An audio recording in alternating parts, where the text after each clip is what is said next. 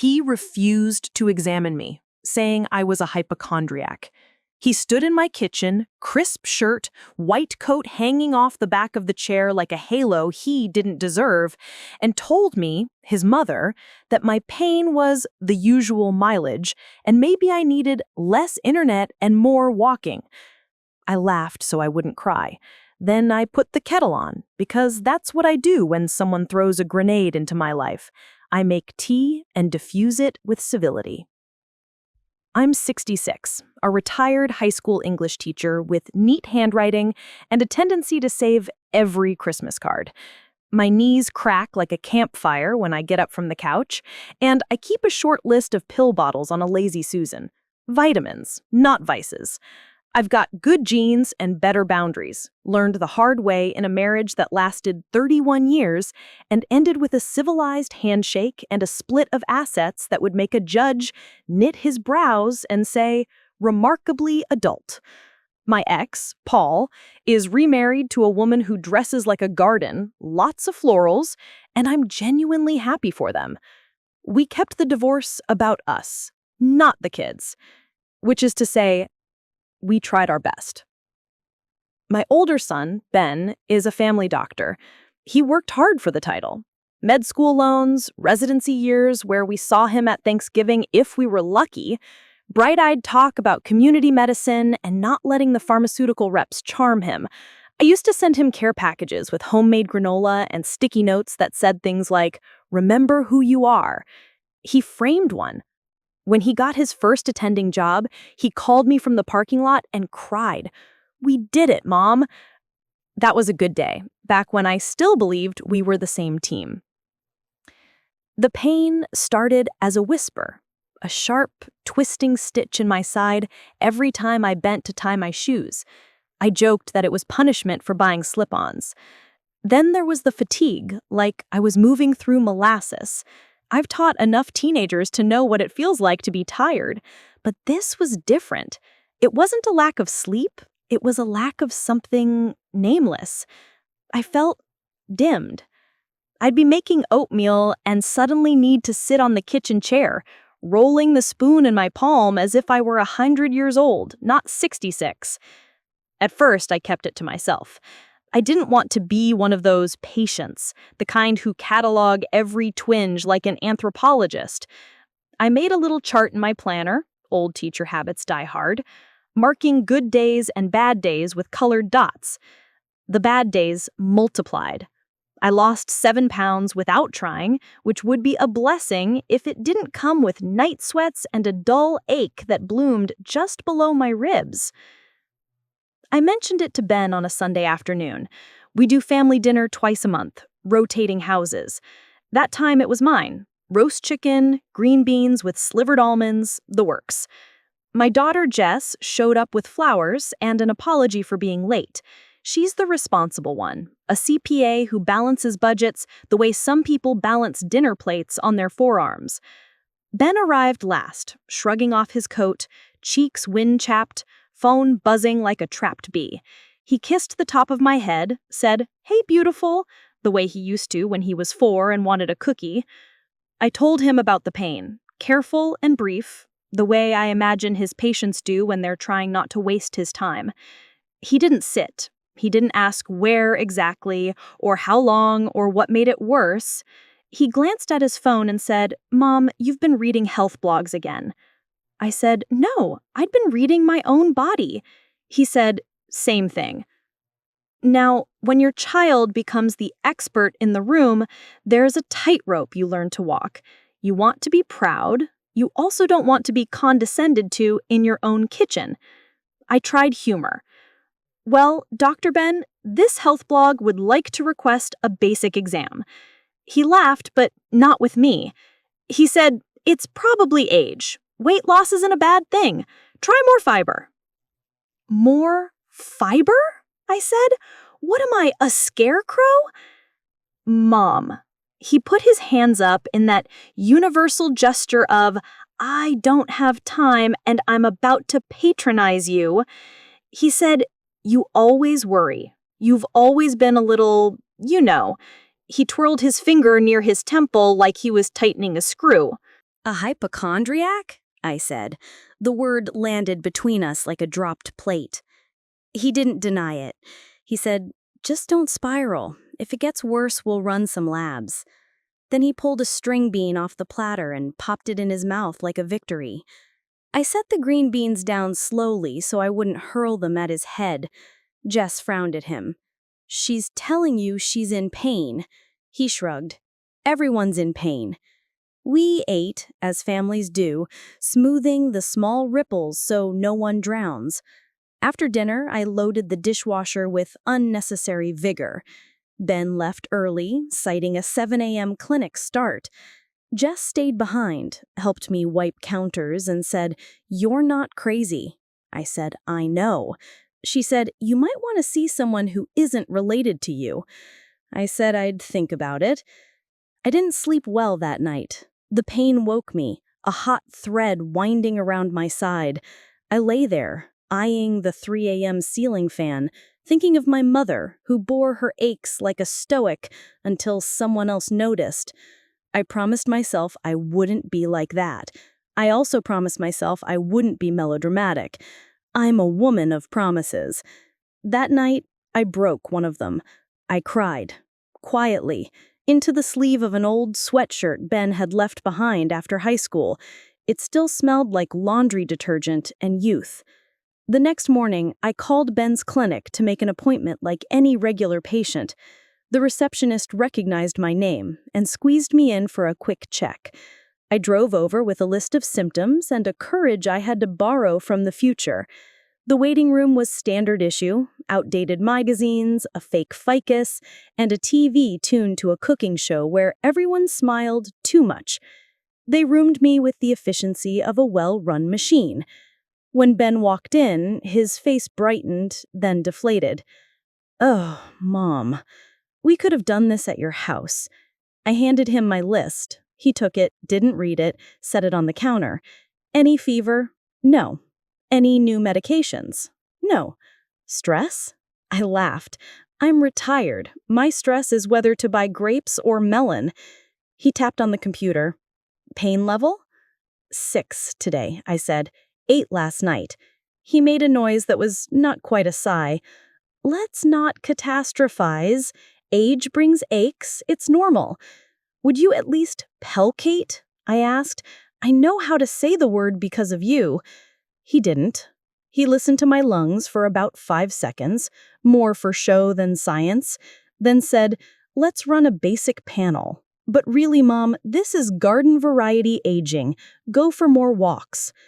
I left with a lab slip and a rage I could taste like pennies. I went straight to the grocery store, loaded my cart with grapes and melon and everything else bright and living. I bought flowers for myself. At home, I arranged them in a blue vase and said out loud to no one, "I am not crazy." The labs came back normal, according to his nurse, who called me with the breezy voice of someone delivering weather. "All good," she chirped. "Doctor says keep moving." I said, "Thank you," and hung up, and stared at my kitchen table until it went blurry. Then I called Jess. "Enough," she said. "I'm getting you an appointment with my doctor. Out of network, out of family." Jess doesn't threaten, she executes. Within 48 hours, I was sitting in a different waiting room with a potted fur that was suspiciously alive. The doctor, Dr. Reyes, was younger than Ben, with a calm I found immediately suspicious and then desperately soothing. She shook my hand and said, "Tell me your story." So I did.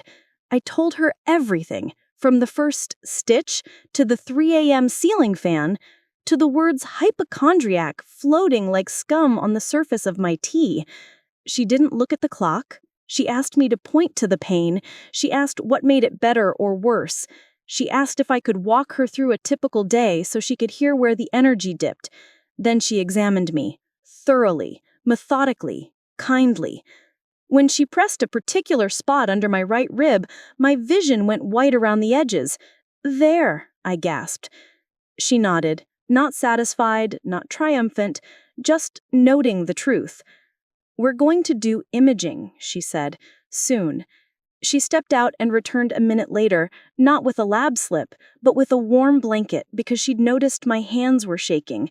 I could have kissed her shoes. The ultrasound tech fit me in that afternoon. I lay in a dim room, jelly on my belly, watching the tech's eyes. Because techs know their poker faces, but they can't hide their eyebrows. Her eyebrows went up, just a hair. She clicked, measured, clicked again. "You'll hear from the doctor soon." It was a sentence designed to calm. It made my bones cold. That night I did what women my age do when we feel small. I made soup. Chicken noodle, heavy on the carrots. I ate a bowl, then another, as if I could fortify myself with broth. I didn't call Ben. Not yet. I called Jess. "Something's there," I said. "They won't say what." Jess is a fixer. If they don't call by noon tomorrow, I will. They called at 10. Dr. Reyes. "I'd like you to come in," she said. Not the kind of sentence that precedes good news. I dressed like I was going to court. Nice slacks, cardigan, hair brushed into something that suggested control. Jess drove me and squeezed my hand at every red light. Dr. Reyes was waiting with a printout and the kind of steady gaze that tells you both everything and nothing. "Your labs are fine," she said, "but the ultrasound shows a mass." I sat absolutely still, because that's what you do when something enormous walks into the room. "What kind of mass?" I asked.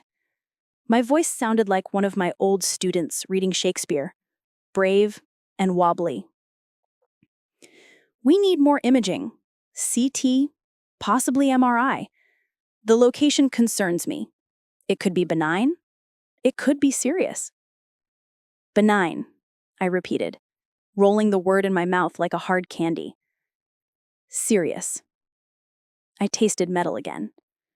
Jess asked the right questions while I nodded intelligently, like a woman in a commercial for hearing aids. Dr. Reyes moved mountains behind the scenes, and by some miracle of scheduling and Jess's sharp elbows, I had a CT that afternoon. More clicking, more cold rooms, more ceiling tiles to count. That night, I called Ben. He picked up on the second ring, cheerful, as if nothing were looming. "Hey, Ma, how's the fiber?" The joke soured between us. "I saw another doctor," I said. I didn't apologize. Silence. Then tight. "You what?" "She found a mass." Longer silence. Then, "Those things show up. They're often nothing." "Are you saying this is age?" I asked. My voice had a dangerous softness I recognized from years of parent-teacher conferences right before the parent realized I knew their child better than they did. "I'm saying don't spiral," he said. "Let me look at the images." "I know I'm not vague," I said. "I am your mother. I am a person, and I am in pain." We hung up angry, which I hate. I put my phone face down and walked around my kitchen island 12 times, a little orbit to burn off fury. I slept on the couch with the TV murmuring some home renovation show where couples tear apart walls and cry over open concept kitchens. In the morning, I woke with a crick in my neck and an iron determination under my breastbone. Dr. Reyes called me into her office. She said, "The CT confirms the mass. We need to biopsy. I'm referring you to a specialist, surgical oncology. I know this is a lot. I know you're scared. Here's the thing about being an older woman. We are always a little bit scared. The slipping on the ice, of our bones turning to chalk, of our savings running out, of being dismissed, or being alone when the big one hits. But we are also something else. We are steel braided with kindness." I nodded. "Okay," I said. "Let's do the next right thing." We set the appointments. I texted Jess the times. I did not tell Ben. Not yet. I needed a minute to be a patient, not a mother. The surgeon's office was all glass in soft colors, the kind of place designed to make you forget what happens behind closed doors. The surgeon, Dr. Patel, looked like he could run marathons for charity and then build a fence for a neighbor. He shook my hand like he meant it. He'd already read everything. "We're going to take care of you," he said. Simple. No flourishes. I believed him. He described the plan. Words like resectable and margins and post-op recovery stacked up in my brain like library books I'd eventually have to read. I asked if I could teach my water aerobics class in 2 weeks. He smiled. "Let's not plan that far ahead." I smiled back. "Let me have this," I said. He said, "You can plan the playlist." Jess took notes like a courtroom stenographer. When we left, she handed me a bottle of water and said, "Breathe." I did. In the parking lot, in the car, in my bed that night. I practiced breathing like it was a sport. And then came the family thread.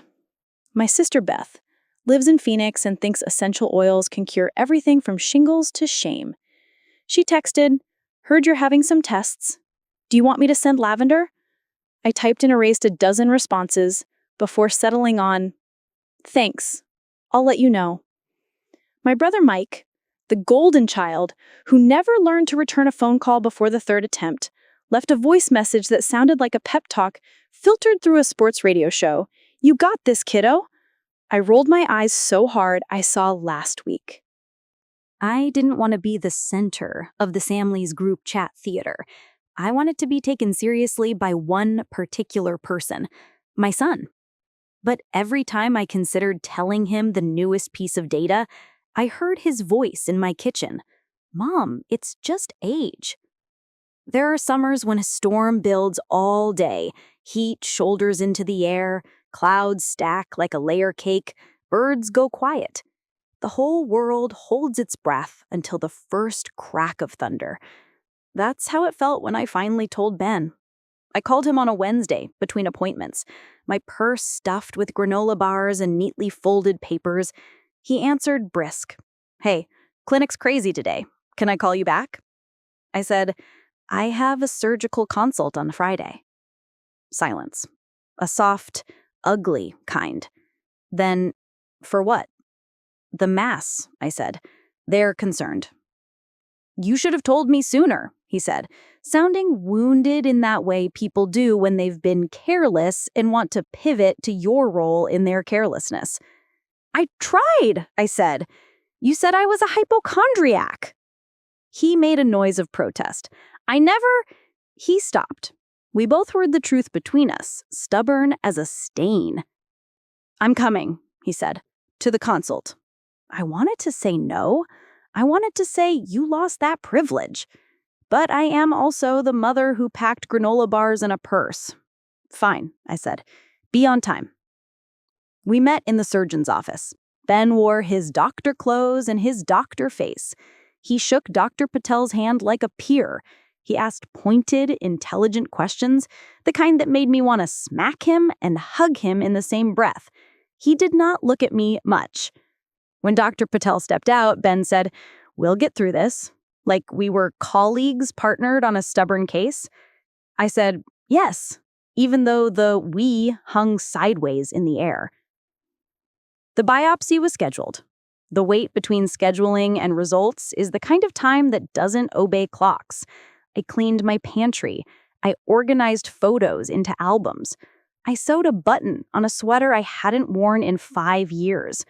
I watched a cardinal outside my kitchen window like it held the answer in its red feathers. Jess came over with a jigsaw puzzle and a cake that could have served a small village. We did 500 pieces and ate frosting with spoons. Then texted me articles and a list of questions to ask.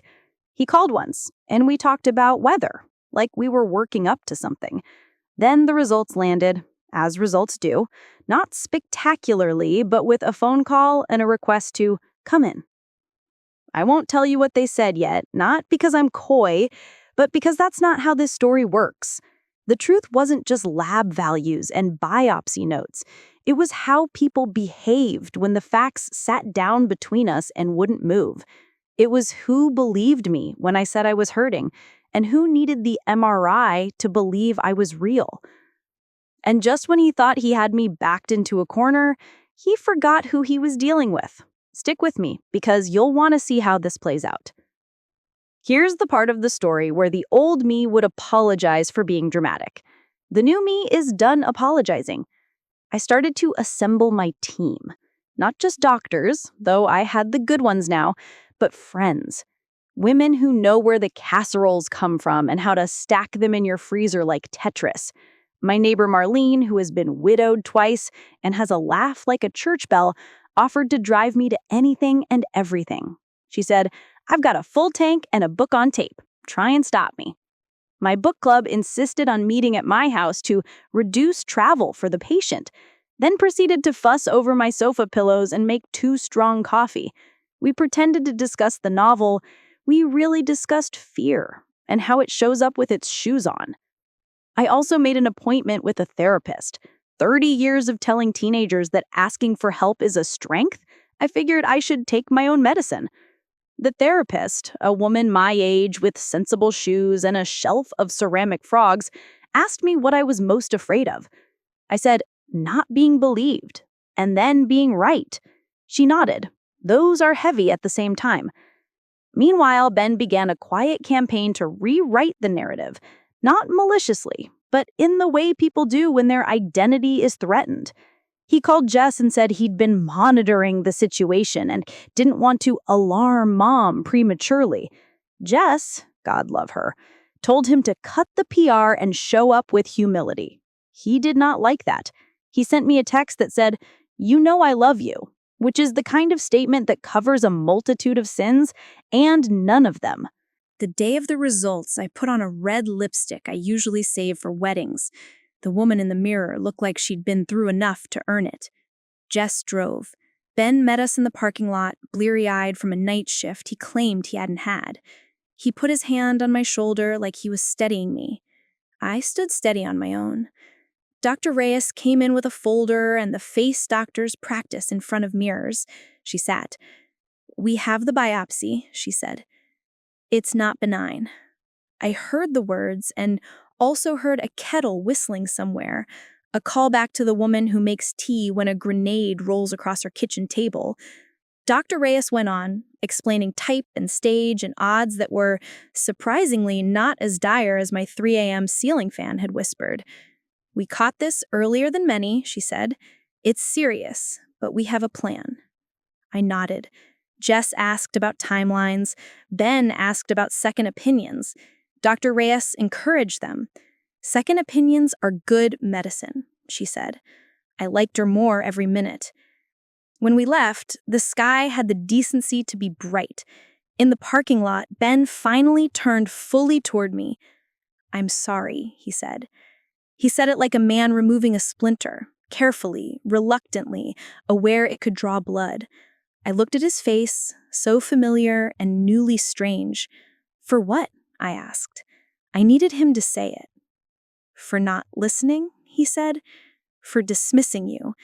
He swallowed. "For being arrogant." There it was.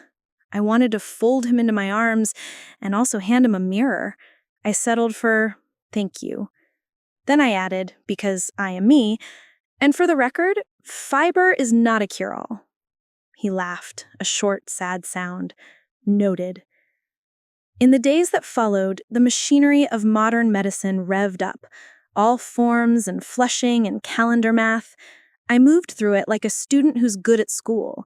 Show up, take notes, do the homework, crack a joke when the room gets too tight. The pain stayed, a faithful sentinel, but now it had a name and numbers attached, and oddly, that made it easier to carry. I also started thinking about something else. Not the will yet. That came later, sharper and cleaner. But the concept of consequences. What happens when the people entrusted to care for us forget we're experts in ourselves? What happens when women's pain gets filed under hysteria with the side of menopause and sent home with yogurt and a pat on the head? I taught my students to underline the thesis in any essay. Here was mine. Dismissing me would have cost me my life if I'd believed him. I was not going to let that vanish into a shrug. But I didn't stomp into Ben's clinic with a picket sign. That's not my way. I started smaller and smarter. I documented. Every conversation, every symptom, every date and time stamped with the precision of a librarian. I requested my records politely, then insisted when a harried clerk said she'd get to it when she could. I learned the language of portals and proxies. I created a binder, of course I did, with tab sections and a cover sheet that said, "This is my body's story." Jess rolled her eyes and then asked for a copy. I also watched people, the nurse who slid an IV into my hand like a poet, gentle, precise, a little flourish of tape at the end. The intake clerk who never met a human she couldn't reduce to a birth date and an insurance code. The janitor who paused when he saw me breathing too fast and said, "You're okay," with more authority than anyone in a lab coat that day. The system is a beast. The people inside it are both saints and sinners and everything in between. Ben showed up often now. He brought soup and guilt. He hovered at the edges of rooms, offering medical translations I sometimes needed and sometimes resented. He asked me if he wanted me to be my doctor informally, which is not a thing. I told him I wanted him to be my son. He nodded like he understood, then took my blood pressure behind Dr. Reyes's back. And then one afternoon, while I was sitting on my porch inhaling the first warm day like it was medicine, Ben came by and said, "I've been thinking about what you said, about being believed." He sat on the steps like a boy. He said, "I see a lot of older women. I'm in a hurry a lot. I wonder how many of them I've minimized." I didn't let him off the hook. Probably more than you think. He swallowed. I'm making some changes. He told me about a new intake questionnaire he was piloting, a checklist that asked patients to rate how certain they were that something was wrong, regardless of labs. He told me he was starting to schedule longer appointments for complex cases, and refusing to let the front desk cram 6 follow-ups into a single hour like sardines. He told me he'd taken a CME course on pain and older adults. He told me all this like a man confessing and trying to atone. Good, I said. Don't do it for me. Do it because it's right. He nodded. I'm still sorry. Me too, I said. And I meant it. For my part in raising a son who thought competence meant certainty, for the ways I'd let him steamroll me because it was easier than telling him no, we were both learning. What I didn't tell him, not then, was that the apology was only the beginning. I was building something in the quiet hours between appointments, something with a spine and a purpose, a plan. Not vengeance for vengeance's sake. Justice. A correction like the red pen I used to wield over sloppy thesis statements. I started by calling my lawyer. I've had the same lawyer for 20 years, a woman named Carol with a voice like polished wood and a brain like a trap. She handled my divorce with grace and my estate plan with clarity.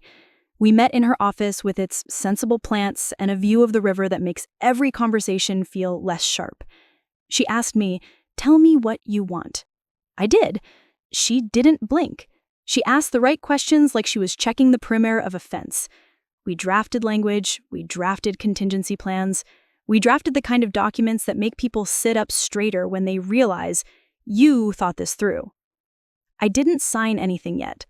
I'm not impulsive with ink, but seeing it on paper was like seeing the outline of a building before the foundation is poured.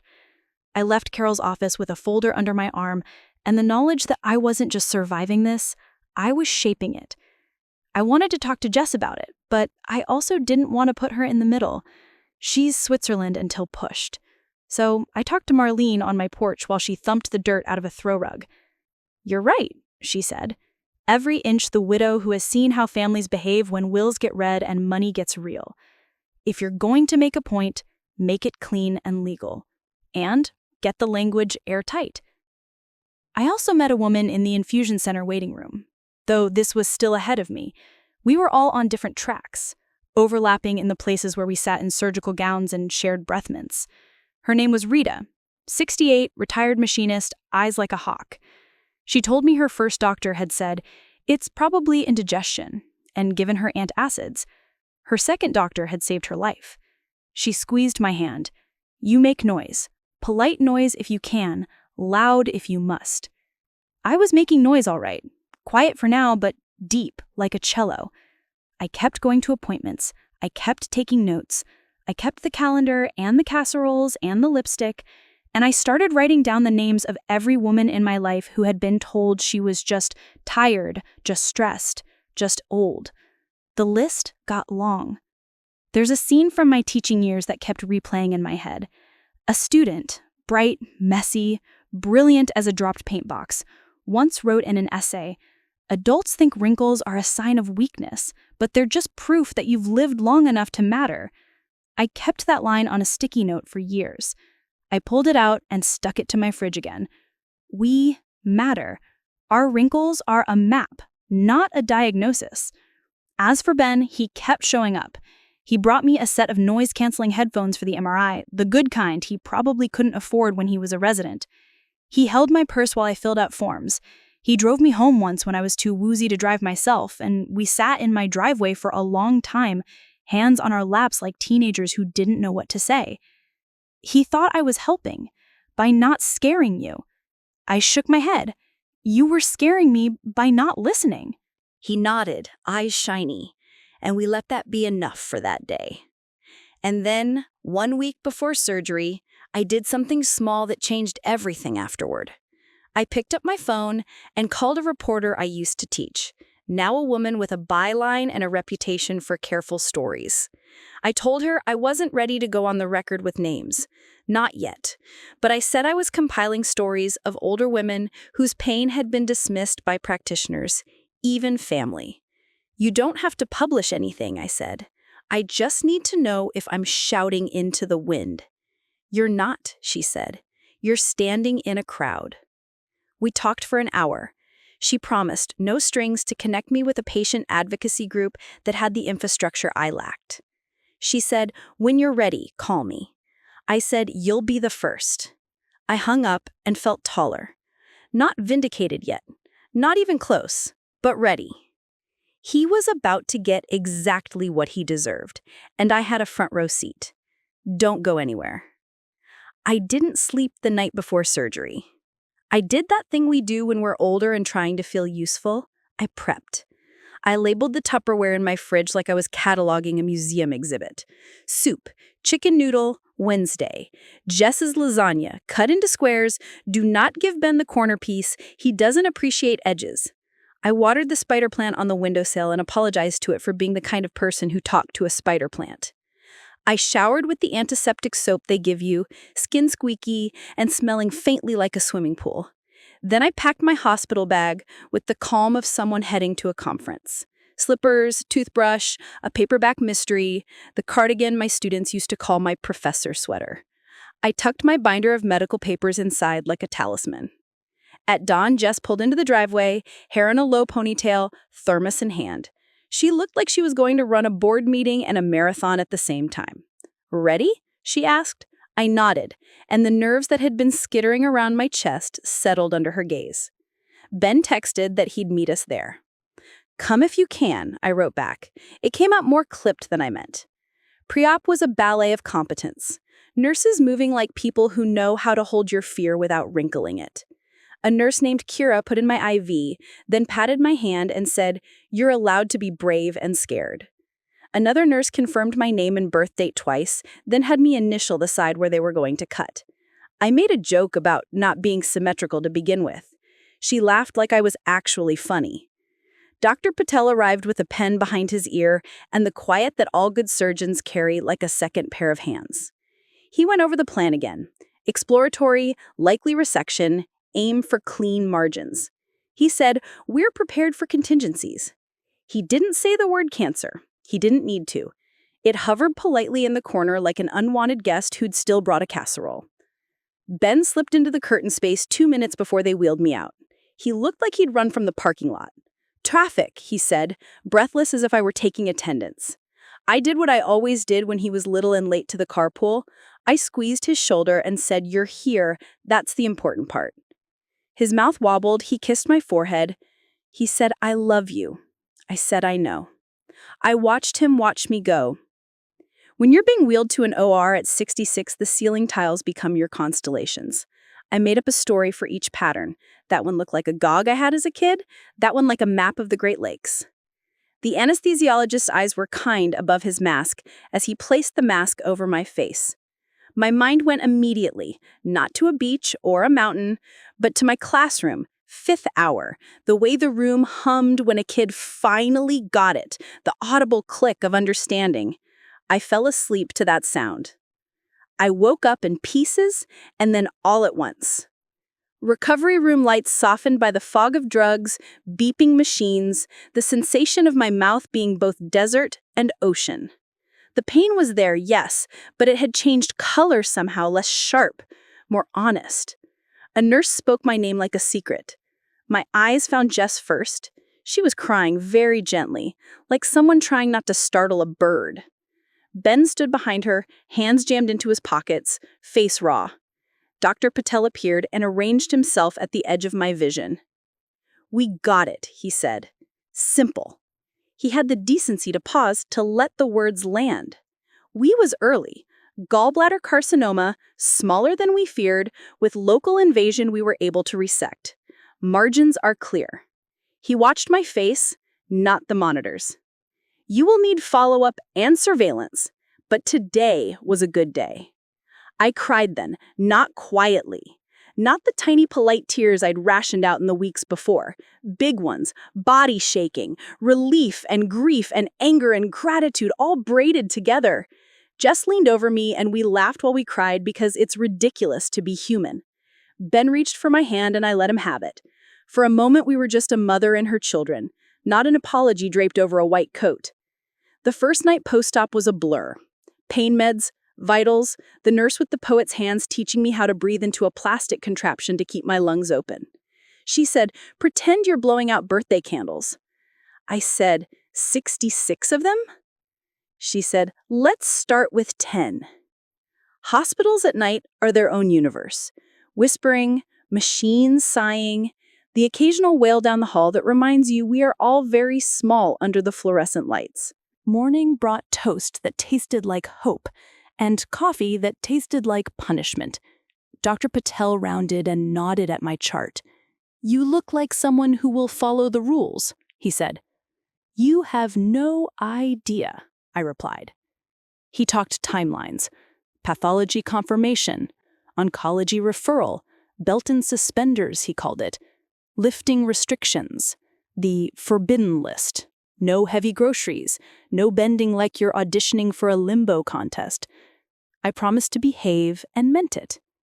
Ben came by during lunch with contraband yogurt and an expression I recognized from his 4th grade face when he'd broken a lamp and tried to fix it with tape. He perched in the hospital chair like a penitent. "I read the operative note," he said. "Doctor speak for, I care in the language I know." Then he did something unexpected. He put the note down and said, "Tell me how it felt, not the pain scale." I told him about the ceiling constellations and the nurse with the birthday candles, about the feeling of waking up and finding out the monster had a smaller footprint than we'd feared. He listened, really listened. No interruptions, no corrections. When I finished, he said, "I'm grateful." And I believed him. By day 3, I shuffled like a determined penguin. Marlene arrived with lotion and gossip. She adjusted my socks like an ant and fluffed my pillows with the competence of someone who'd been there before. "You look like you could yell at a city council meeting," she said. "That's how I know you're on the mend." I practiced the route from bed to door to chair and back like it was choreography. Each lap was a small victory, an extra sentence added to the story where I keep living. At discharge, they wheeled me out because rules are rules, even for women who feel like they could walk on principle. Jess drove. I watched my neighborhood pass by like a film I'd seen 100 times and suddenly understood. At home, my porch steps loomed like Everest. Ben and Jess did that older child dance, hovering, careful, not wanting to treat me like I was fragile, knowing I was. I did what I do best. I told them what I needed. Help me up, then give me space. Pretend I'm a cat. Present, finicky, mostly self-sufficient. The next week was a language of small motions. Showering with the plastic stool that made me feel 80 and grateful. The first time I coughed without feeling like I'd split in two. The slow migration of surgical glue from purple to a peeling nothing. I slept in bursts and wrote in my binder between them. Times, meds, tolerance, moods like weather, sunbreaks, brief squalls, high winds at dinner. And then, when I was steady enough to sit at my dining table without needing to put my head down on the wood, I opened the folder from Carol and read the draft language again. The plan I'd begun before, the one about consequences and correction, came back into focus. This wasn't about punishing Ben for being human in a white coat. This was about using the only real leverage any older woman has in a world that likes to shrug at us: our money, our intention, our names. I called Carol. "I'm ready," I said. We met 2 days later, me moving carefully, her offering tea and not pretending the cups weren't heavy. We laid it out. The fund would be set up at our local community foundation. It had the structure and governance I wanted, plus the transparency, quarterly reports, independent board oversight that made my old teacher's heart calm down. The mission? To provide grants to underinsured and uninsured patients who had suffered harm from diagnostic delay or dismissal, early legal consults, travel for second opinions, lodging for caregivers, little things that become big when you're in the vortex. We chose a name that made me grin when I said it out loud: the Listen First Fund. We wrote the will with specificity. Not just, "I leave my estate to X." No, ma'am. We included a letter of intent to be read alongside it, a non-binding but clarifying document in my voice. Oh, I wrote the heck out of that, explaining my values, my story, my reasons. We set up a small bequest to Jess, enough to cover her lost wages from months of driving and showing up, plus a "do something that makes your life bigger" clause that amused her accountant soul. For Ben, I went back and forth, the way a tongue worries a sore tooth. Leave nothing? Leave a token? Leave a conditional. Carol, who had seen more families erupt than Yellowstone, was careful. You don't have to decide today. Your reasoning matters as much as your decision. I looked at the stack of drafts and thought about that day in my kitchen, the finger twirl, the word hypochondriac, the casual green bean. I thought about the OR lights and the ceiling constellations, the surgeon's steady voice, the nurse's tape flourish. I thought about how many women don't get a second doctor, don't have a Jess, don't have a binder or a lawyer or a community foundation or a seat at a dining table where the chairs aren't all held by men. I want the will to teach, I said finally. I want it to be a lesson plan that sticks. We wrote the clause. My estate, minus specific personal items and modest gifts to Jess and a few dear friends, would pour over into the Listen First Fund. We left Ben out by name. We added a separate letter to him, private, not to be filed with the court. It was not cruel. It was precise. It told the truth about what he'd done and what it cost me to forgive, and what it cost in the world when doctors make mothers feel small. It challenged him to live differently. If, in 10 years, I wrote, your colleagues and your patients describe you as the doctor who listens, I will be proud in a way that has nothing to do with money. I signed the drafts, not the final documents. One step left, the family meeting. I wanted to be healed enough to stand while I said what I needed to say. I wanted to look steady in the photos Jess would take whether I liked it or not. I circled a date on the calendar 2 weeks out, gave myself goals like I used to give my students, walk to the mailbox twice by Thursday, practice stairs without cursing by Saturday, master the art of getting out of a chair without making the old person noise by next Tuesday. I put a sticky note on my mirror. You are the adult in the room. Around this time, the advocacy group the journalist connected me with invited me to a Zoom.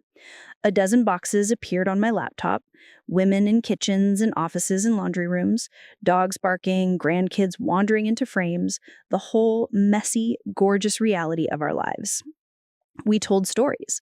A nurse practitioner with 25 years in said she'd been dismissed by 3 colleagues before a 4th found the mask that explained her fatigue.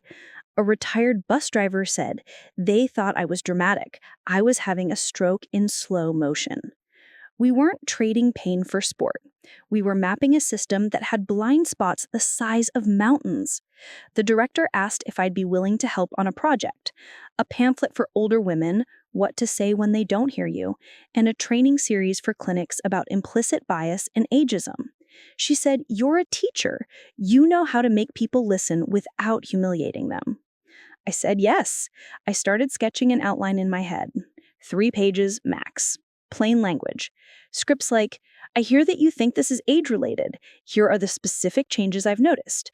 What would make you worry in my situation?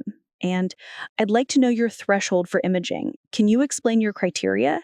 And the big one, "Can you chart my level of concern alongside your assessment?" The old English teacher in me was delighted. Thesis, evidence, conclusion. Rinse, repeat.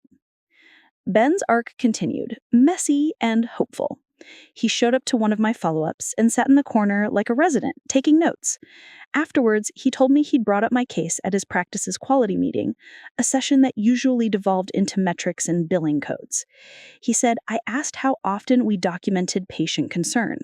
Blank stares. He told me he'd started calling a couple of his older patients at night, the ones who'd slipped through quick appointments, the men with back pain that was really loneliness, the women with heartburn that was actually grief. He said, I'm not a saint, but I can change my habits. I reminded him that habits are what ethics look like on Tuesdays. He groaned. I walked into that one. And just when he thought he had me backed into a corner, he forgot who he was dealing with. Stick with me, because you'll want to see how this plays out. 2 days before the family meeting, my sister Beth flew in with a suitcase full of pastel scarves and unsolicited advice. She hugged me like I was a loaf of bread she didn't want to squish, then set up shop in my kitchen, rearranging my spices into what she called the chakras of cumin. She means well. She also gives me hives. She said, we'll fill the house with light and maybe sage. I told her if she lit sage, the smoke detector would provide all the drama we needed. She laughed and held my face in her hands. You scared me, she said. I nodded. Me too. My brother Mike arrived the morning of, late and carrying a folding chair like he just remembered my dining room has 8 real ones. He kissed my cheek and said, You look great for someone who was just filleted. The man has the tact of a golden retriever, and somehow it works. He fixed the loose hinge on my pantry door without being asked, and then bragged about it like he'd rebuilt Notre Dame.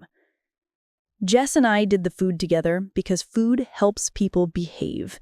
We made my roast chicken and those slivered almond green beans out of spite and tradition. I baked a lemon cake while sitting on a bar stool like a queen, issuing decrees about zest. Ben texted on my way 3 times, as if the extra on my way would erase the others. Before anyone arrived, I took 10 minutes alone in my bedroom.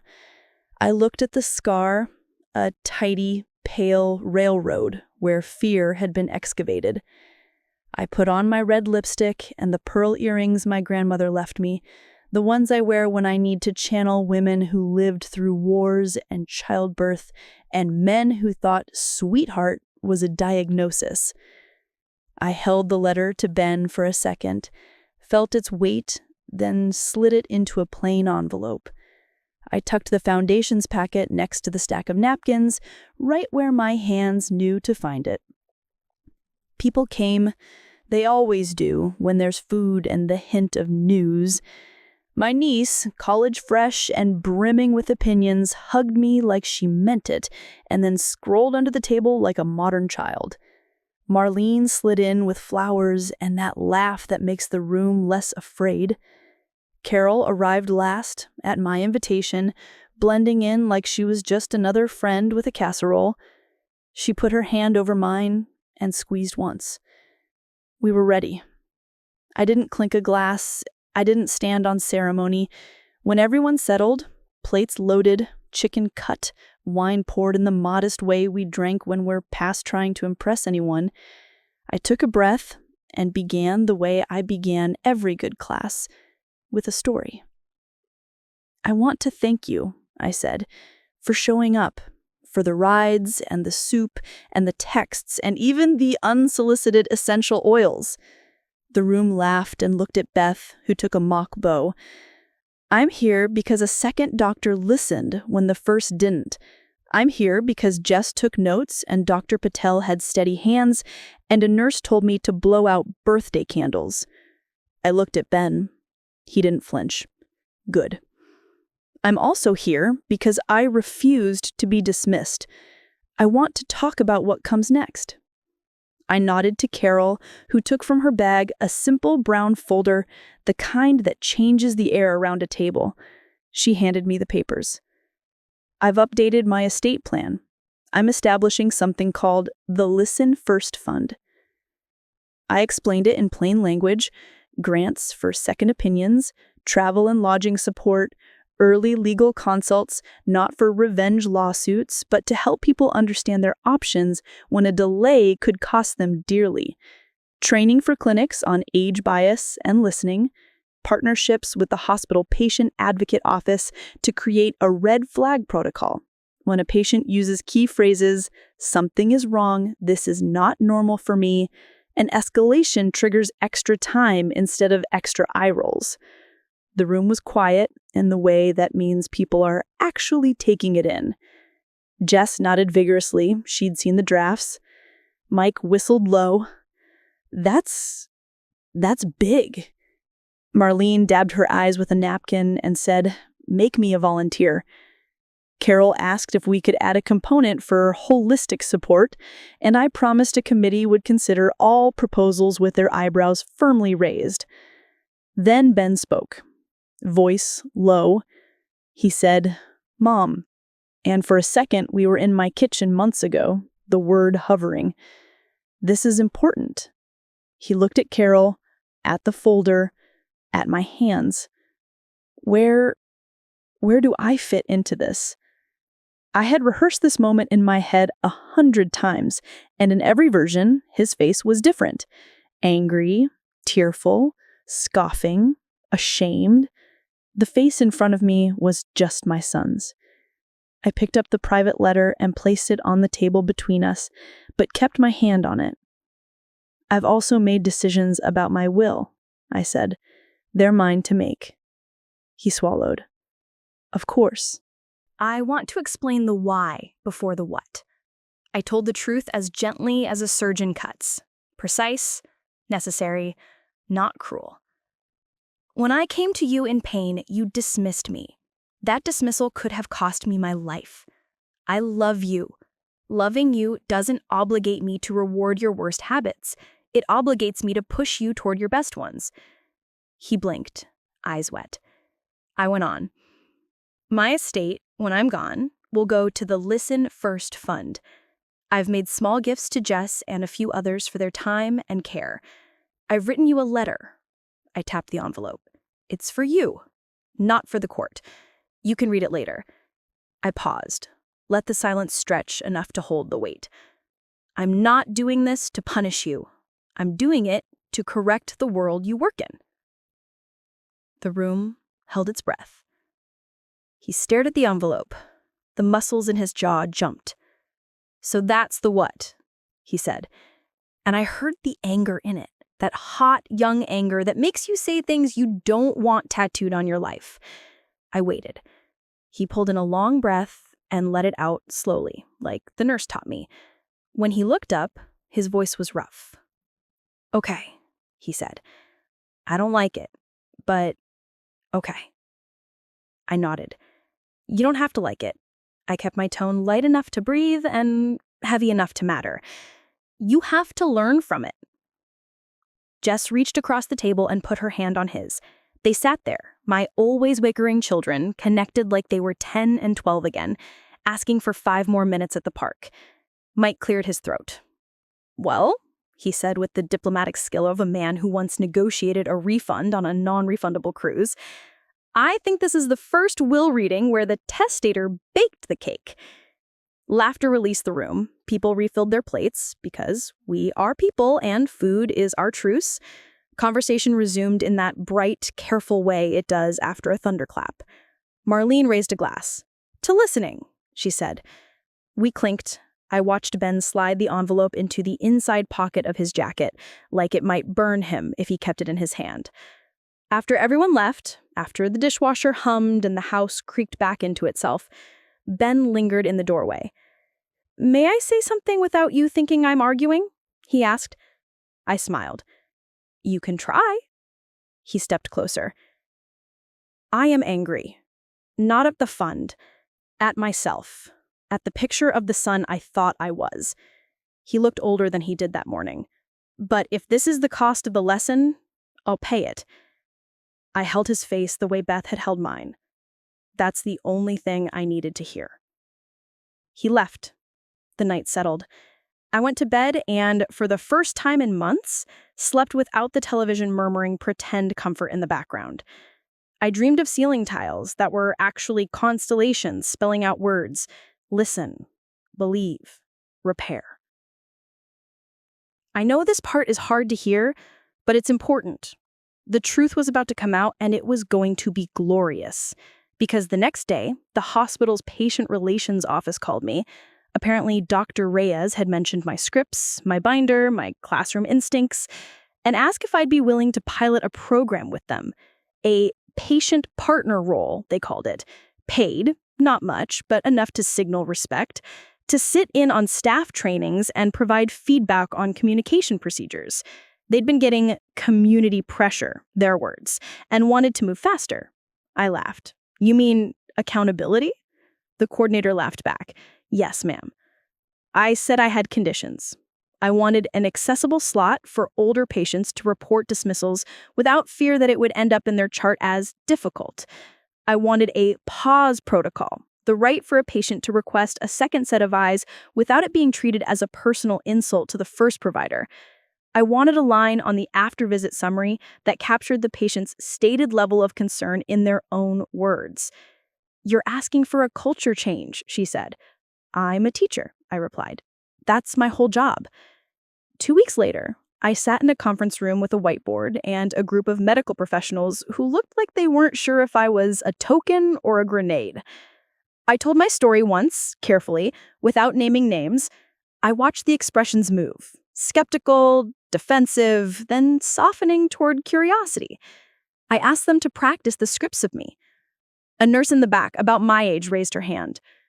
"What do we say when we're running an hour behind and we know the doctor will only have 5 minutes with the patient?" I didn't blink. "You tell the truth," I said. "You say, 'We are behind. Your concern matters. I'm going to document it now and flag it for the doctor, so your first 2 minutes aren't spent repeating yourself.'" She nodded, eyes shining like someone had handed her permission she didn't know she was allowed to ask for. Word got out. The reporter I mentored ran a piece, not naming me, but telling the story of the program, the fund, the idea that older women are experts on the bodies they've been living in longer than most of their doctors have been alive. Donations trickled into the foundation page we'd set up. $25 from women in book clubs across the county. $100 from a guy who wrote "For My Mom." $5 from a teenager who said she was saving babysitting money and wanted to help grandmas not get ignored. I sat at my table and cried over every single one. The Listen First Fund had a pulse. Ben sent a text that simply said, "Proud of you," followed by a second text. "I know that's not the point. Progress." And then, because the universe has timing, the medical board sent me a form letter in response to a complaint I had not filed. Someone at Ben's clinic had, it seemed, flagged a concern about internal culture. Not about him specifically, but about patterns, rushed visits, older women's chart notes full of reassurance given without documentation of an exam.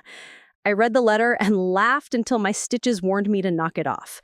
Karma has excellent administrative assistants. I didn't call the board. I didn't need to.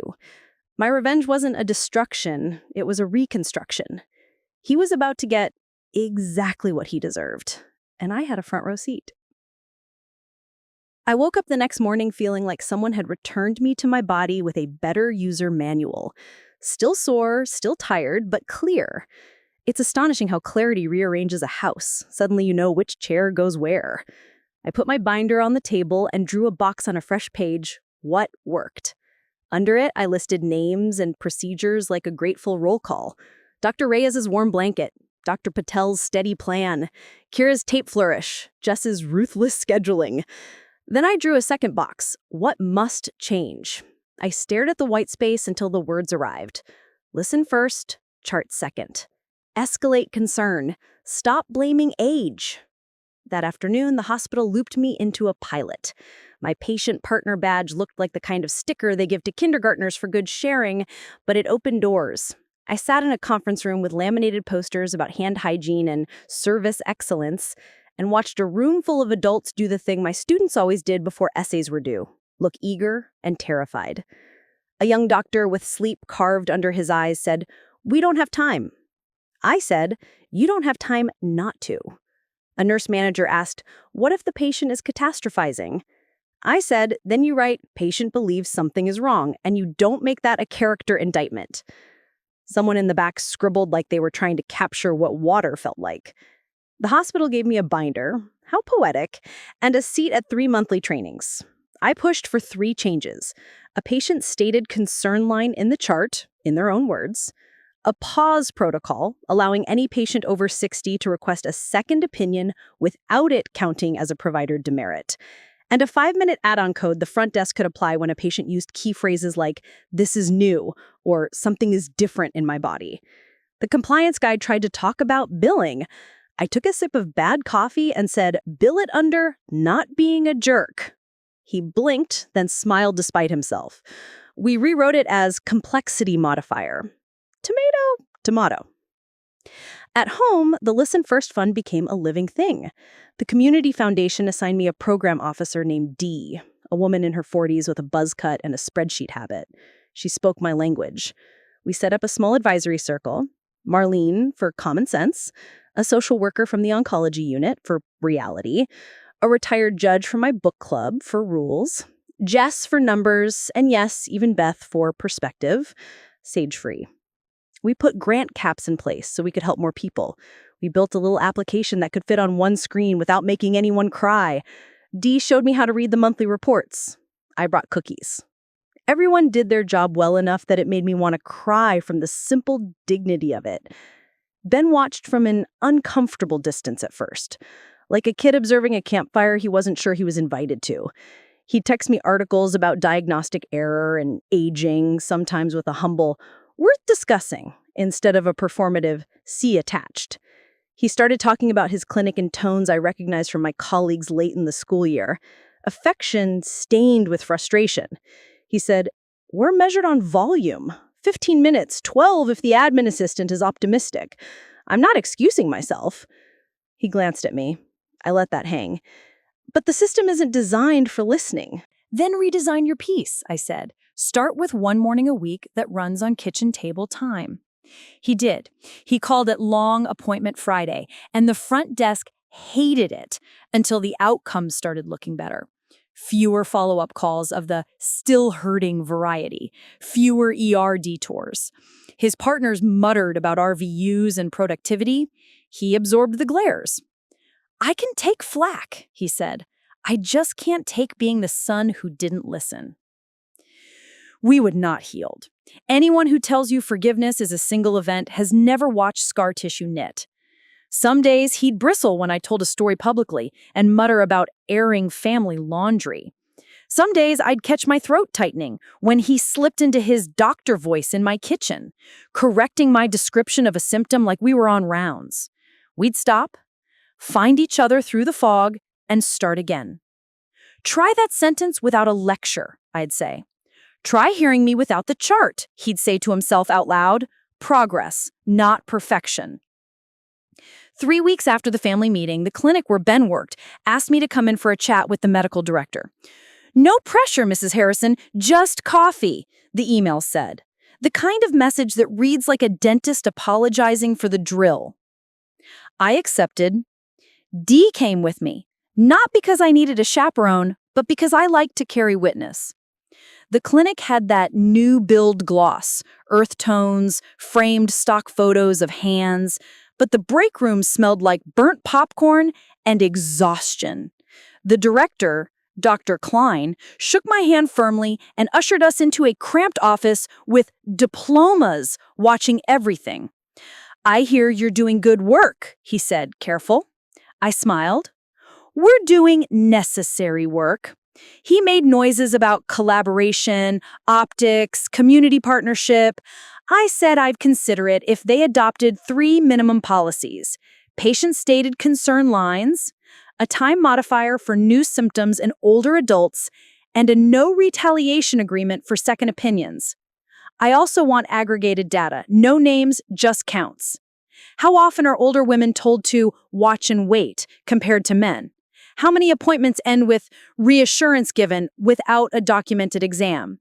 He shuffled papers like they might bloom into answers. That data could be misinterpreted. By whom? I asked. By women who are already interpreting your shrugs as survival strategy? I kept my voice polite. I am always polite. I have learned polite is the sharpest tool in the drawer. Dr. Klein said they'd look into it, which is administrator for "will stall until the heat cools." I stood, shook his hand again, and said, "Please do. You know how to reach me when you're serious." On the way out, a nurse walking past in clogs caught my eye and gave me the smallest thumbs up I've ever seen. It mattered more than any diploma glare. Ben called that night. "They sent you?" he asked, half proud, half horrified. "No," I said. "I invited myself." He snorted. "Of course you did." And just when he thought he had me backed into a corner, he forgot who he was dealing with. Stick with me because you'll want to see how this plays out. The first test of the fund arrived in the form of a woman named Louise, 71, who left a message on the foundation's line that started with, "I'm sorry to bother you," and ended with me furious at the phrase, "just gas," from 3 separate providers. Her daughter had found our fledgling website via the reporter's piece. Louise described the pain carefully, the way women do when they've been taught to be tidy about their suffering. Dee pulled her application, Jess checked the numbers, and within 48 hours, we covered a train ticket and 2 nights in a motel so she could see a specialist 2 counties over. The specialist found the problem within 15 minutes of examining her, an abdominal aortic aneurysm that needed immediate attention. Louise's daughter called me from the hospital parking lot, crying and laughing into the same breath. "Your fund bought us time," she said. "Time turned into a surgeon." I hung up and cried the way I did the day Dr. Patel said, "We got it." Great heaving sobs like a storm breaking. Marlene walked in with mail and wrapped me up. "That's one," she said into my hair. "Think of the next." Word spread the way it does in towns, through hair salons and church bulletins and the guy at the hardware store who knows everything. Checks came in with shaky handwriting and notes that said, "For my sister," and "For Eileen, she always knew before the doctors." We set up a tiny office in a corner of the foundation's building, a room with 2 desks and a window that faced the river like an apology. Beth brought plants that I allowed only after extracting a promise, no sage in the ventilation. Meanwhile, the clinic's culture saga thickened. One of Ben's partners, a man so efficient his hair looked scheduled, filed a formal complaint about disruptions to clinic throughput, specifically naming long appointment Fridays. The email leaked, as such things do when people are tired of being managed like push brooms. Staff forwarded it to staff. Someone forwarded it to me. I did not forward it to the reporter. I sent it to Ben with one line, "Decide who you are." He called an hour later, voice tight. He asked for a meeting. He said, not to defend myself, to propose. His proposal was reckless in the way reform always looks to people comfortable in their chairs. A 1-month pilot where each clinician blocked 2 listens, 20-minute slots held for acute new complaints in older patients. "We'll track the metrics you care about," he told Dr. Klein. "Downstream ER visits, imaging use, patient satisfaction, staff overtime. If it fails, we stop. If it works, we talk scale." Dr. Klein hemmed. The partner with the hair muttered about precedent. Ben waited them out. The pilot started the next Monday. It worked. Of course it worked. When you give people room to tell the truth, you get better truth. A woman who would have been given antacids for heartburn got a stat EKG and a cardiology referral. A man with back pain said, when given time, that he couldn't feel his legs when he stood up. Imaging caught severe spinal stenosis he'd been living with like it was a bad mattress. The staff, who initially grumbled about scheduled Jenga, started hoarding the listen slots like treasure. "Mrs. T needs one," the scheduler whispered to Ben as if he were a bartender with the good ice. The partner with the hair said, "It's 1 month. Don't get cocky." Ben shrugged. "I'm just listening." While all this brewed, something else surfaced that I hadn't decided whether to tell you, because it reflects on a part of me I'm still not proud of. A small petty pleasure. The medical board's form letter turned into a request for information, a general audit of documentation practices in primary care. Not an attack, a sweep. Still, it made Ben's clinic sit up. They pulled charts, they read their own prose like it might testify against them. M called one night and said, very quietly, "I'm reviewing my note from your first visit." There was a silence that felt like an anvil being lowered by a careful hand. "It's thin," he said. "It doesn't reflect a real exam because I didn't do one." His voice didn't wobble. "I'm submitting an addendum that says so. Not to fix it, because you can't. To make the record honest." I sat there with the phone warm in my palm and thought about the difference between an excuse and an admission. I said, "Thank you. That matters." We sat in the quiet of 2 separate kitchens, both staring at the same truth. "You can hate me for this," he said. "I don't," I replied. "I hate what you did. That's different." You could hear him breathe in relief like a person after an X-ray shows a shadow was just a smudge on the plate. When the audit team came, they didn't arrive like stormtroopers. 2 people in sensible shoes sat in a small conference room with water pitchers and brassy pens and asked for de-identified samples. They weren't liking to punish so much as to measure. I met them once, in my new role, when they visited the hospital, and I recognized the look, minds that like clean lines and hate hand-waving. Later at home, I lit a candle, unscented to thwart Beth, and wrote in my binder, "Honesty is oxygen." The Listen First Fund held its first little reception, a phrase that makes me sound like I own pearls they didn't inherit. It was in the Community Foundation's lobby under bad track lighting with Costco cookies and coffee that tasted like determination. We invited grantees willing to share, anonymously, staffers, donors, and one small girl who tugged at my sleeve and said, "My Nana says thank you." I told the story of Luis and the train ticket. The retired judge told a story about a neighbor who lived because a second opinion caught what the first missed. Dee read numbers that didn't sound like numbers because we had woven them with names and verbs. "We're small," I told them, "but we are not helpless." That night, after everyone left, I wiped the table like I always do. Habit is how I pray. The reporter, my former student, appeared in the doorway. "Are you ready?" she asked. She meant for the bigger story, the one with names.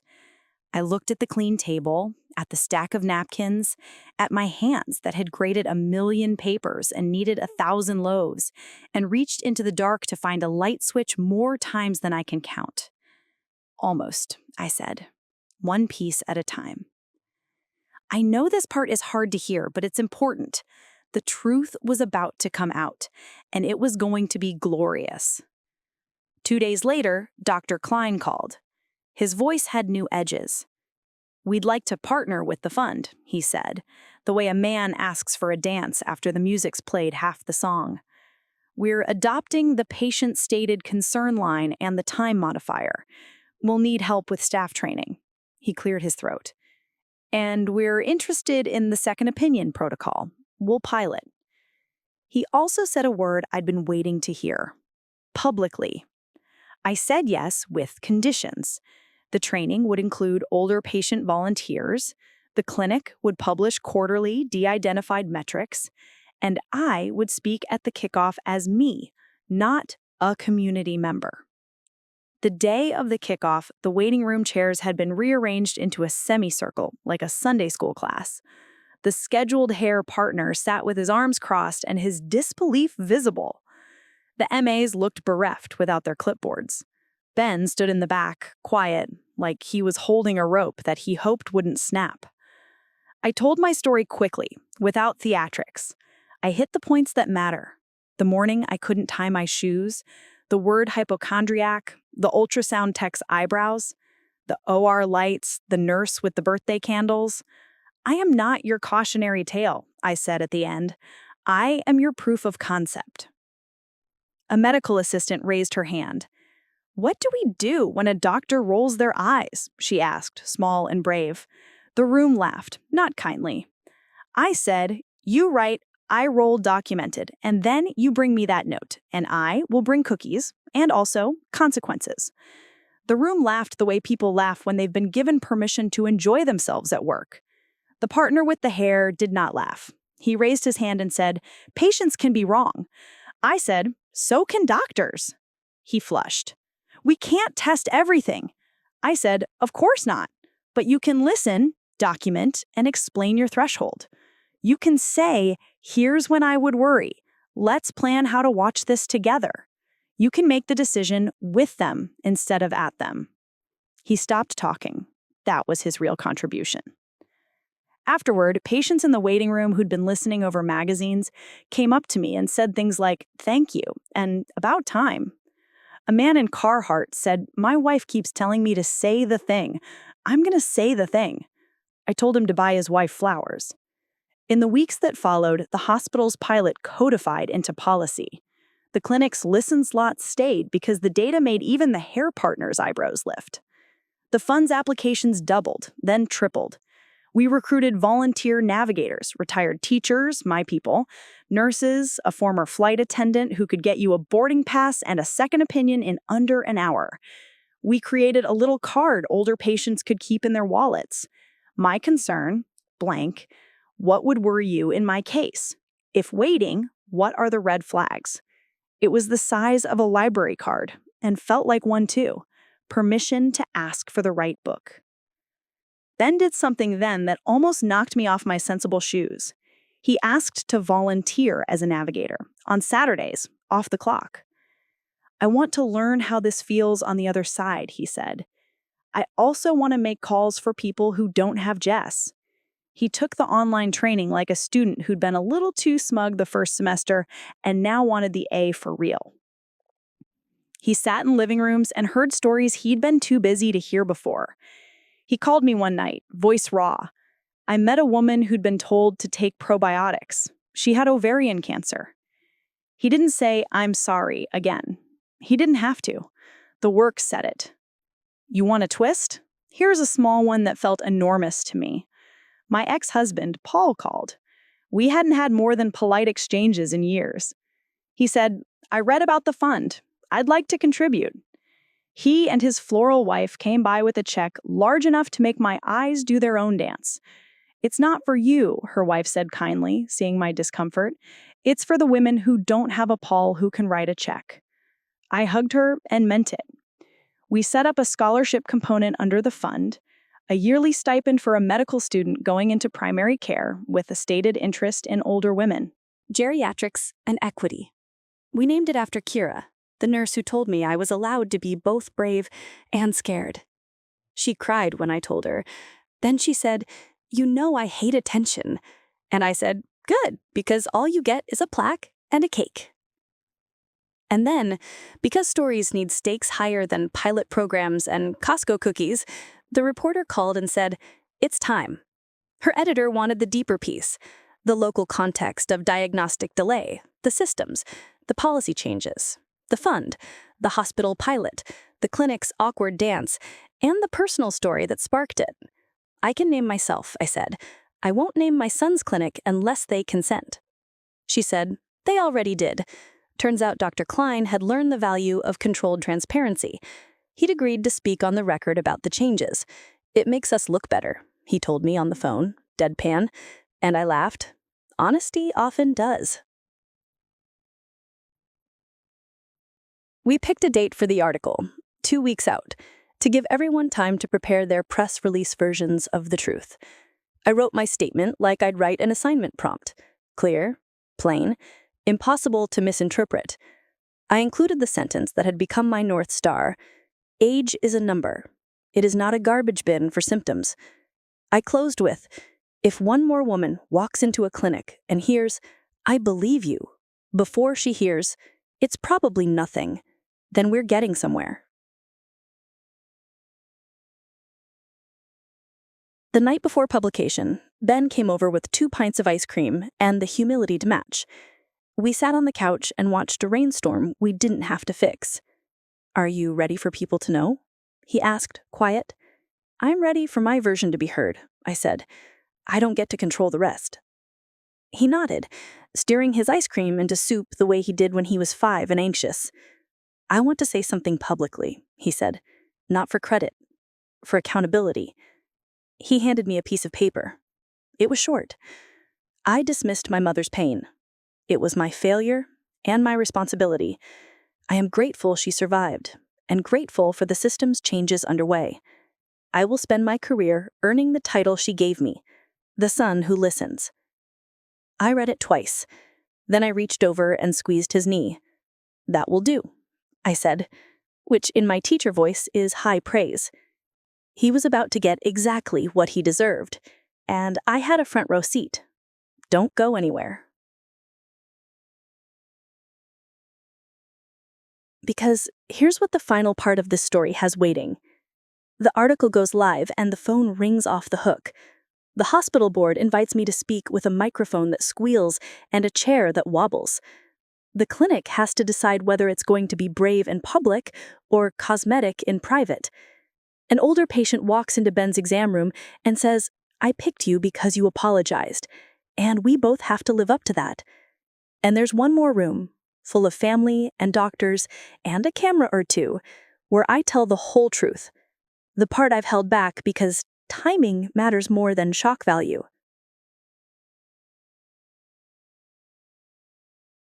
The article went live at 7:02 a.m. on a Wednesday, the way good journalism likes to land, early enough to catch coffee and commute. My phone lit up like Times Square. Texts from book club friends who don't usually see dawn unless a bathroom window demands it, a voicemail from my old principal who always pronounces extraordinary, like he's tasting a fancy cookie, an email from a stranger whose subject line said simply, "Thank you for saying it out loud." The piece was careful and kind. It told the story straight, named the policies, explained the listen slots and the patient stated concern line like they were reasonable, which they are. It quoted Dr. Reyes, gracious, Dr. Patel, spare, D, crisp, and me, plain. It quoted Dr. Klein saying, transparency makes better medicine, a sentence he probably practiced in his bathroom mirror while his toothbrush judged him. It did not name Ben. Ben named himself. He posted his statement at 8:15 a.m. He sent it to me first. I read it 3 times and thought of the boy who once stood in front of his 4th grade class with a poster about volcanoes, voice shaking, but clear. He hit post, and then we both watched the internet do what it does. Claps, snarls, people who read 2 lines and filled in their own story. He stayed off the comments and on his patience. I texted him, no replies, only work. He sent back a thumbs up and a picture of the clinic break room coffee pot with a sticky note. New filter, fresh pot. So are we. The hospital board invited me to speak that evening. 5 minutes, the email said, which any teacher knows means 3 if we run long. I wore the pearl earrings at my professor's sweater and practiced in front of the bathroom mirror while the spider plant looked on, unimpressed. Jess drove me. She always drives for things that matter. $10 says the microphone squeals, she said, and I laughed because she was right. It did. I began with the line I'd used 100 times now because it still works. Age is a number, it is not a garbage bin for symptoms. I told the board what we'd done and what we still needed. That escalate button built into the chart so an older patient's "I'm worried" hits a different alarm.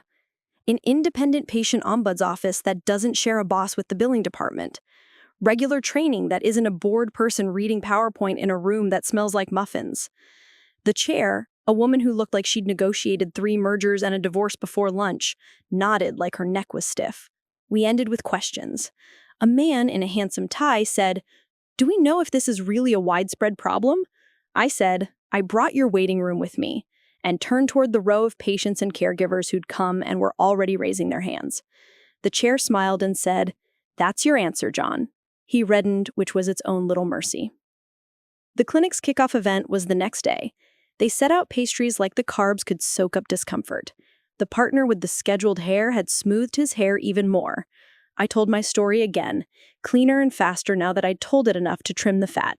I hit my beats and then passed the microphone to a nurse who said, "I've been doing this for 30 years and I want to retire knowing we got better, not just faster."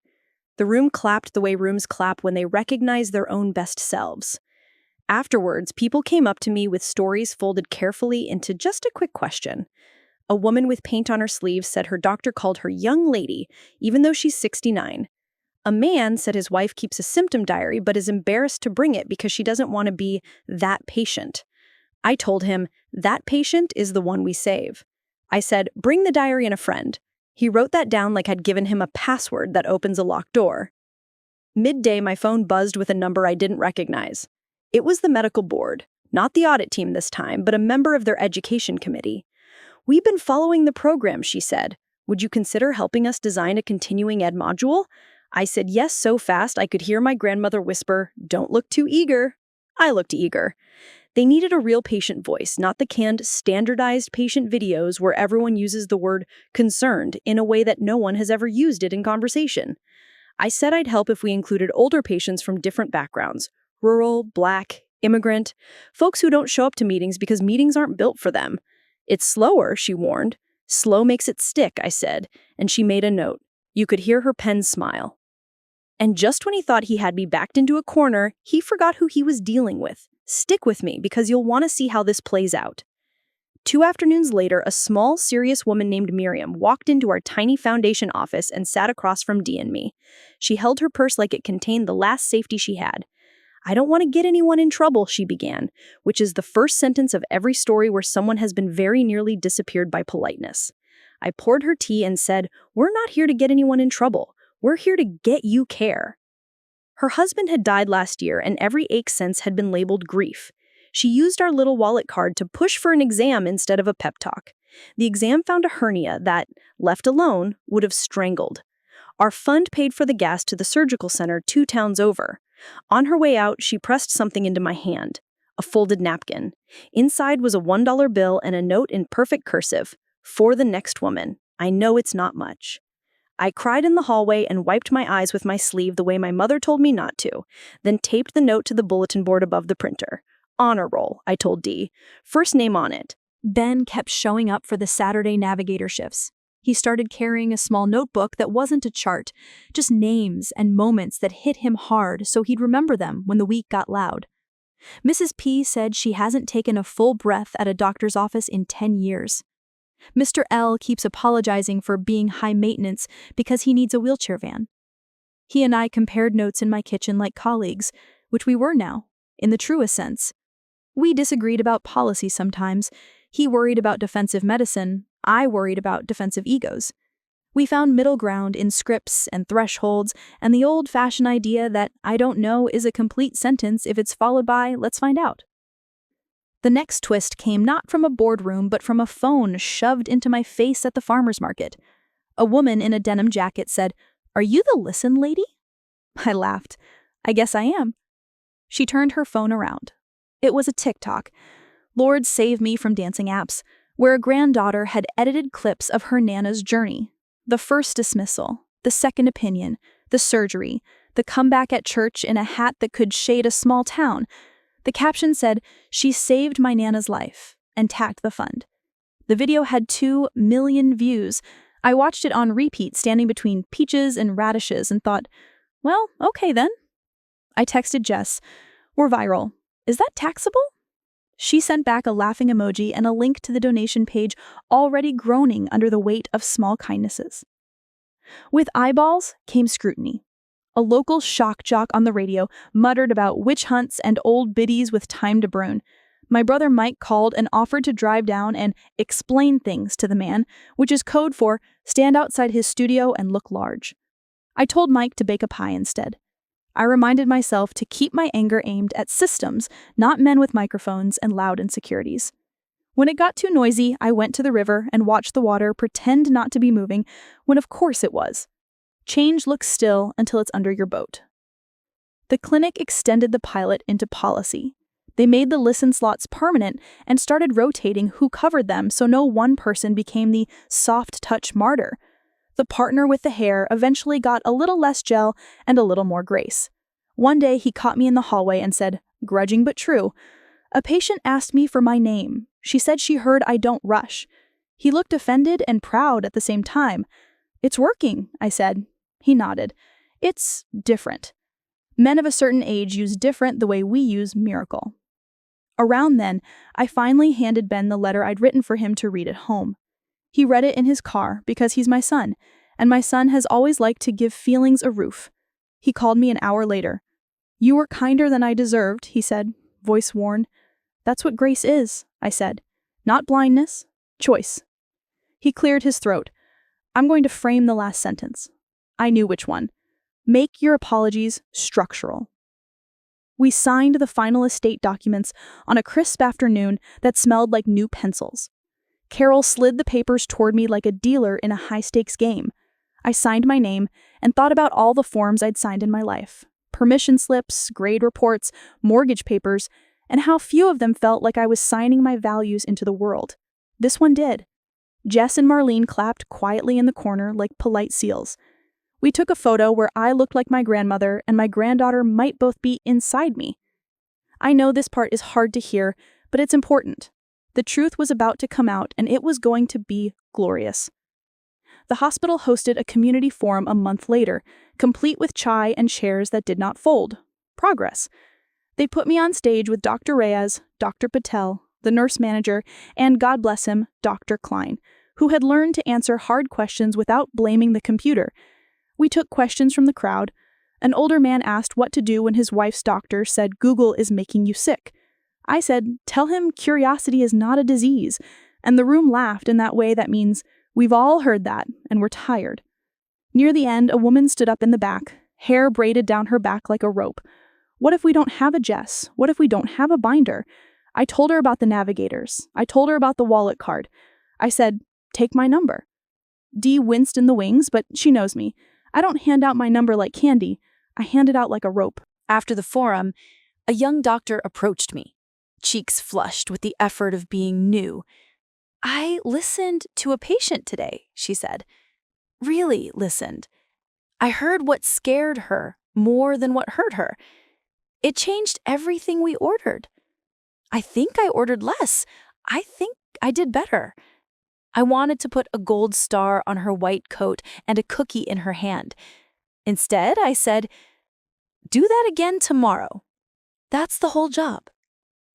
The very last knot to untie came at my kitchen table, where all my best and worst decisions have been made. Ben sat across from me, hands wrapped around a mug of tea like a lifeline. I need to ask you something, he said, and I need to be okay with your answer. I raised an eyebrow. He took a breath. If I keep doing this, if I keep making structural apologies, if I make listening my real metric, would you consider amending the will down the road? He said it softly, not grasping, not bargaining. He was asking whether redemption could ever be recognized in ink, not just in Saturdays. I looked at his face and saw the man he was becoming layered over the boy who once cried over a hamster burial in the backyard. Here's my answer, I said. Live the amendment. If in 10 years I'm still alive and I see the doctor you promised to become, if your patients and your colleagues say your name and the word listens in the same breath, then I will revisit the paper. But the fund stands. The lesson stands. He nodded, eyes bright. That's fair, he said. And I loved him in that moment the way you love a person who has finally set down the shield you handed him at 12. We blew out actual birthday candles that weekend. Mine, 67. Jess insisted on a sheet cake big enough to feed the block. Ben showed up with a bouquet and a card he clearly bought in a rush but chose with care. The grandkids put stickers on my sleeves and sang off-key and loud. We went around the table and said one thing we were grateful for. When it was my turn, I said, I'm grateful for second chances, with doctors and with sons. Sometime after cake, my phone buzzed. It was a text from Louise's daughter, a picture of Louise at her kitchen table doing a crossword with a pencil and a smirk. Mom says tell the lady with the pearls she can mind her own business now that hers is fixed, the caption said, followed by a heart emoji and a prayer hands that looked like high fives. I laughed so hard I had to sit down. The last scene, the one I told you I'd been saving, it's not a courtroom or a hospital corridor. It's my living room on a Sunday afternoon. I invited Ben over. Just him, no audience, no performance. I pulled out the envelope he'd tucked into his jacket weeks ago. The letter. Read the last line out loud, I said. He did. Make your apologies structural. I handed him a second envelope. Inside was a copy of the clinic's new policy, signed by every partner, including the one with the hair, and a printout of the first quarter's data. Fewer ER detours, better patient satisfaction, and no increase in unnecessary imaging. You did this, I said. We did this. Put that in your medical record. We sat there and let the silence be the kind that warms. He stood to go and then paused. Mom, he said, hand on the doorknob. Thank you for not letting me be the kind of man who thinks his mother is smaller than his schedule. I waved him off because sentiment makes my nose run. He laughed and left, and I stood in the doorway and watched him cross the sidewalk like I always do, a habit I've earned. Here's the tidy bow. For those of you who like your endings the way you like your linen closet. The Listen First Fund hit its first-year goal before month 6. The clinic kept the policies and published their metrics without gaming them. The hospital spread the training to the satellite clinics. The medical board launched the CE module with our scripts embedded like stones in a path. The foundation's office got a bigger bulletin board, and we taped 100 little notes to it. For my mom, for Dolores, for the lady at church who saved my life by pushing me to get a second opinion. We ate more Costco cookies than anyone should, and started buying better coffee because dignity deserves decent beans. And me, I kept living. Walking. Teaching, because that's what this is. If you come by my house on a Tuesday afternoon, you'll find me on the porch with Marlene, judging passerbys' dogs kindly, and filling out grant reports that read like love letters to competence. I still keep a binder because you can take the girl out of the classroom, etc. I still wear the pearl earrings when I need to be braver than I feel. I still make soup when the world is too loud. I still label containers in a way that makes Jess sigh and then smile. As for revenge, if you want to call it that, it didn't look like a courtroom or a comeuppance montage. It looked like a will, a fund, a policy. A Saturday morning, a son learning to say, "Tell me more," before he says, "I think it's nothing." It looks like a listening that cost me money and gave me my life back, which is a trade I would make again and again. He refused to examine me and called me a hypochondriac. I gave my fortune to the people who will make sure that mistake saves lives instead of stealing them. I wrote my son out of my will and into a better version of himself. That's justice the way a woman my age likes it. Legal, lasting, and quietly devastating in all the right directions. All right, friends, your turn. What would you do in my place? So, another story of my grandmother has end, and be clicking here, you will have when more such stories.